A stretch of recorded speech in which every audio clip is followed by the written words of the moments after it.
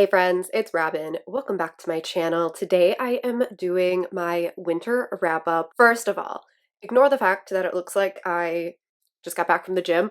I've been cleaning today and didn't feel like changing, so I just threw on some makeup. And here we are. Also, my spring TBR is going to be coming at the end of the week, and we are going to be switching up for 2023 how I do these seasonal TBRs. Instead of them just being kind of like a collection of books that I want to read, I'm actually going to kind of give you some teasers on things that are coming up. So I'm going to share 12 books and what I'm reading them for.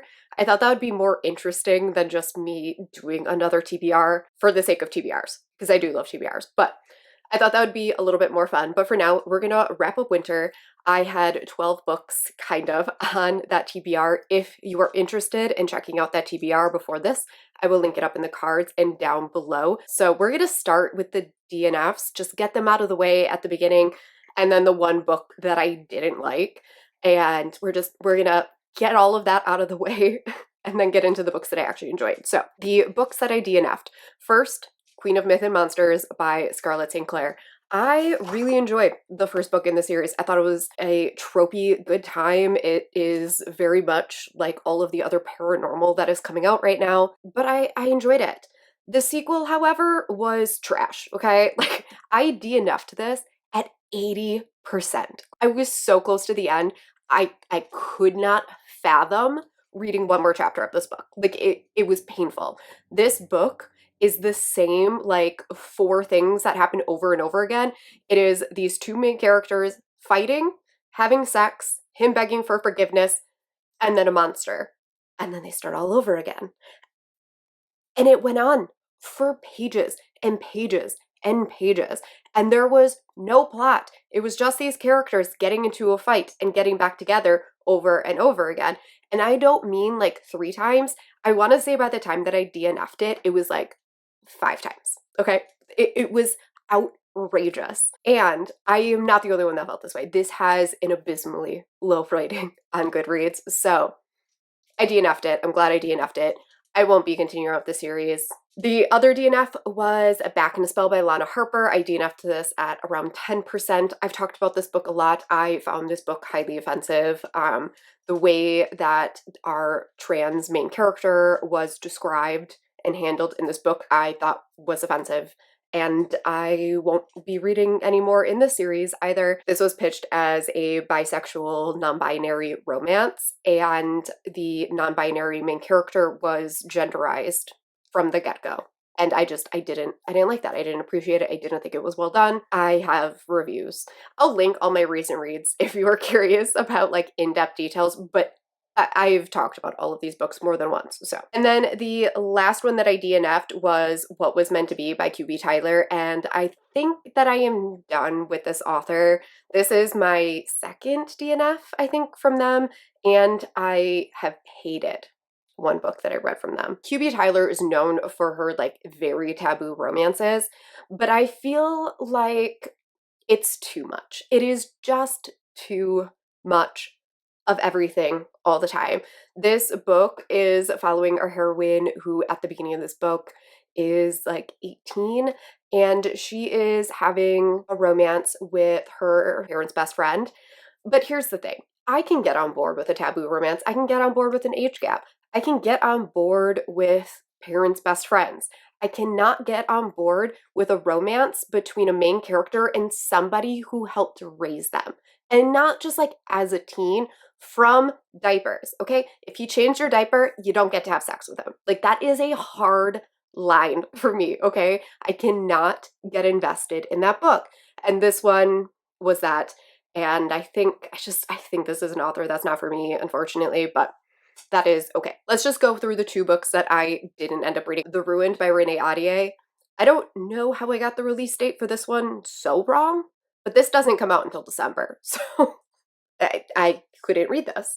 And then the other one that I am skipping, I didn't try to read it. I actively took this off of my TBR, and that is From Lukov with Love by Mariana Zapata. I just wasn't in the mood for this at all.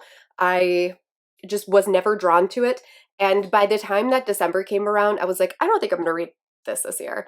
So it didn't get done. I put it on a couple of TBRs because I felt obligated to read it, but at no point did I ever feel super drawn to pick this up.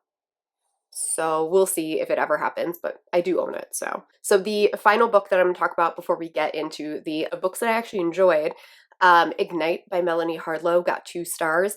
I just did a whole rant review for this in my latest recent reads. I'll have that linked because it's a gem. All right. I really, really did not like this. I don't know if I'm going to read anything else from Melanie Harlow just because of the things that I noticed in here and how repetitive her books are in general. So that's it for that one. Like I said, I already did a whole rant review. It was a pretty long rant, so I'm not going to do it again right here. That is it for all of the books that I don't want to linger on because I didn't like them.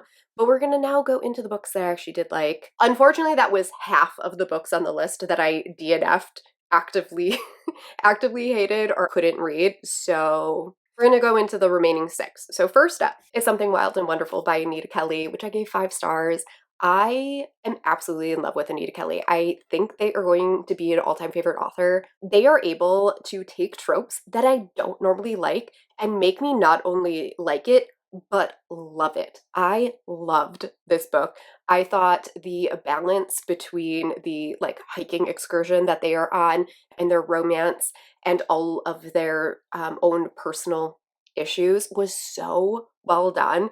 Like at no point did any one of those things kind of like take over or take away from the other aspects of the story. Everything about it was great. The 2 main characters stole my heart. I absolutely loved them. They're kind of an opposites attract romance, and there is a lot of homophobia discussed in here, both like active and like unintentional homophobia. Their characterizations are amazing. I fell in love with this book, even though it is a hiking story and I don't like outdoorsy things or travel stories. This was an easy 5-star, and I cannot wait to read more from this author. They need to come out with something at the beginning of every single year so that I can start out every single year with one of their amazing books because this is just so good. And then I read A Sinister Revenge by Deanna Raybourn. This is book 8 in the Veronica Speedwell series, and I gave this book 4 stars. This series is just such a comfort story for me at this point. I know these characters. I love these characters. I know what I'm getting out of the mysteries, and I just always think they're really well done. I like being able to just kind of like follow along with this mystery. It's not like super thriller-esque. It's just kind of a very cozy whodunit sort of story, and I enjoy it every single time. In this one, they are at a dinner party because one of the main character's brothers is concerned that he might be murdered, and so Stoker and Veronica go and help him try to figure out who is potentially a murderer, and things happen. Sinister things happen. And this was just really cute. Like I said, this is just one of those books that I know what I'm getting into with this story, and I just have a great time every time. However, is this the last book? Because the ending of this book felt like a goodbye, and I'm not okay with that. Like, if this is the last book in the series, I am heartbroken. Okay, like so sad. I am not ready to say goodbye to these characters. I just love this world so much. So let me know if you know if there's going to be more books in the series or not. Then I read The Husband Hoax by Saxon James, which I also just talked about in a recent reads recently. And this one I also gave 5 stars. This was a really cute, funny, cozy romance. This is featuring some like hot mess characters, fake engagement, marriage of convenience sort of plot in here. This one also deals heavily with homophobia. One of our heroes is estranged from his family after coming out as gay, and they kicked him out, and so he's been living on his own from a very young age. I thought this was just really cute and sweet and fun. I love Saxon James. Again, it's another comfort author for me. So if you want some more rambly thoughts, you can check out my recent reads. Same thing with Maniac by Anley James. Not only did I just talk about this in my recent reads, but I just did an hour-long live show with Stef from Novelty Corner where we chatted all about this book and series and how much we loved it. So I will also have that live show linked down below in case you want to go check that out. But I love this series. I'm sad that it's over, but I'm so glad we finally got this romance, which we've all been waiting for 6 books. and it was absolutely fantastic. I think Anli James did a good job with the way that she ended up handling this romance, particular because it was, you know, drawn out over 6 books. It needed the angst that it had in here to make it feel worthwhile to be drawn out for so long. And I think it was really well done. I gave it 5 stars. I love the series. I'm glad we're getting 2 spin-offs.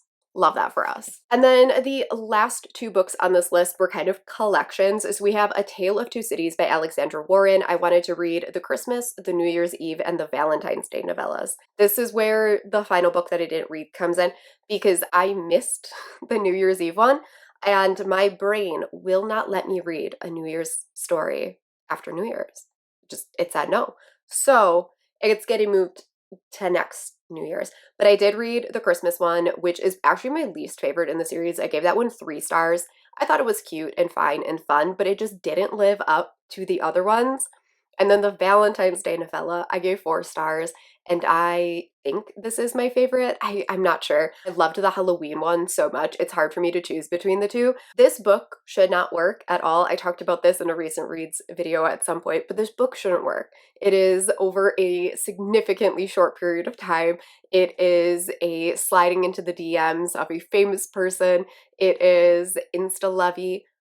But the characters are so freaking cute, and their banter is so cute, and there's no like real drama in this book. It is just these two getting their happily ever after, and it's precious, and I love it a lot. And then the last one was the final books in the Criminal Intention series, books 10, 11, 12, and 13. When I made the TBR, I thought it ended at 12. I thought 11 and 12 were the finale. It was 12 and 13, but I did read all 4 of them. So I gave all of them 5 stars, which is a shock to literally no one. But I ended up binging the last 3 almost back to back because I needed to know. The ending of this series is so intense and just, you cannot stop. The like books 12 through 13 are like, it's kind of like a season finale where they will like break it up into 2 episodes to like increase viewerships. It is essentially one book that was broken apart, and it was mean, and you have to read them back to back because you can't stop at book 12. You need to know how it all comes out.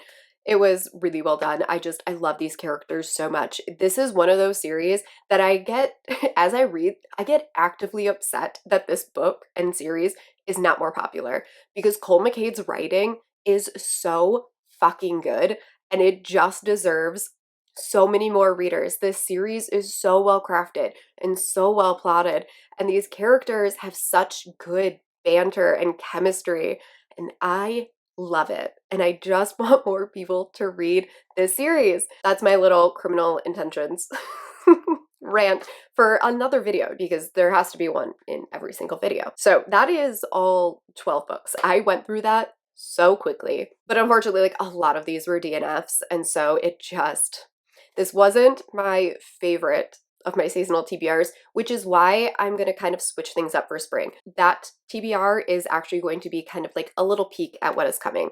So instead of me just choosing a couple of books like this that I thought felt seasonal, what I ended up doing was kind of going through my content and seeing what arcs I have, what videos and vlogs am I making, what readathons and things are happening. And then I'm just going to kind of give you a couple of books that I'm going to be reading for those things so that you kind of know what to expect from me. It's kind of like a little hint at what's to come over the next 3 months, channel content wise. So I thought that would be a little bit more fun and a little bit, hopefully, less painful so that I don't DNF a whole bunch of books. So that's going to be it for this video. Let me know if you read any of these. Let me know your opinions on them, whether or not you agree with me, and I will see you all in my next video.